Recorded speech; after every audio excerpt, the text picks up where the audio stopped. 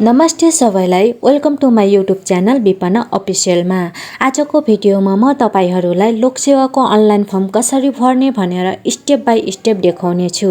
यदि तपाई पनि फर्म भर्न अल्झिनु भएको छ भने यो भिडियो लास्टसम्म हेर्नुहोला। सबैभन्दा पहिले हामी मोबाइल वा ल्यापटपमा ब्राउजर खोल्नुपर्छ। ब्राउजर खोलिसकेपछि psc भनेर सर्च गर्नुस्। ओपन भइसकेपछि psc.gov.np मा क्लिक गर्नुस्।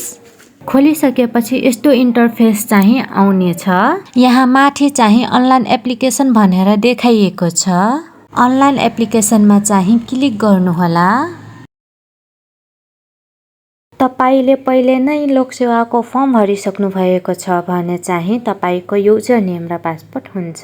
युजर नेममा युजर नेम राखेर पासवर्डमा पासवर्ड राखेर सबमिट गर्नुहोला। यदि तपाई नयाँ हुनुहुन्छ भने तपाईले पहिलोचोटि फर्म भर्दै हुनुहुन्छ भने रजिस्टरमा गएर क्लिक गर्नुहोला।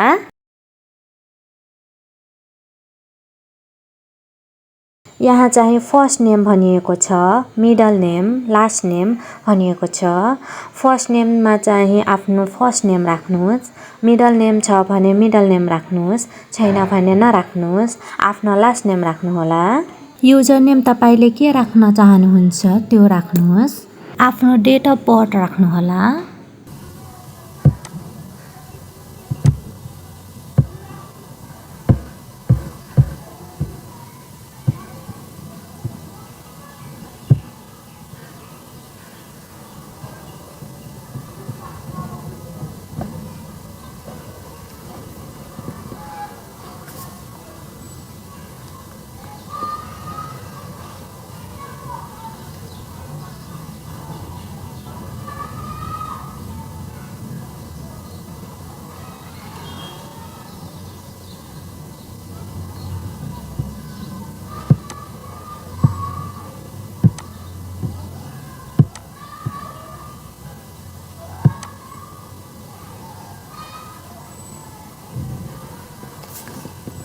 नेपालीमा टाइपिङ भइसकेपछि त्यहाँ इङ्ग्लिसमा अटोमेटिक आउँछ। जेनरल चुज गर्नुहोस्। तपाई मेल हुनुहुन्छ कि फिमेल। आफ्नो इमेल राख्नुहोस् यहाँ इमेल भनेको ठाउँमा। मोबाइल नम्बर भनेको छ त्यहाँ चाहिँ मोबाइल नम्बर राख्नुहोस्। नेशनल आइडी भनेको छ यहाँ नेशनल आइडी राखे पनि हुन्छ नराखे पनि हुन्छ। यस्तो स्टार दिएको ठाउँमा चाहिँ हामीले कम्पलसरी आफ्नो इन्फर्मेसन राख्नु पर्ने हुन्छ।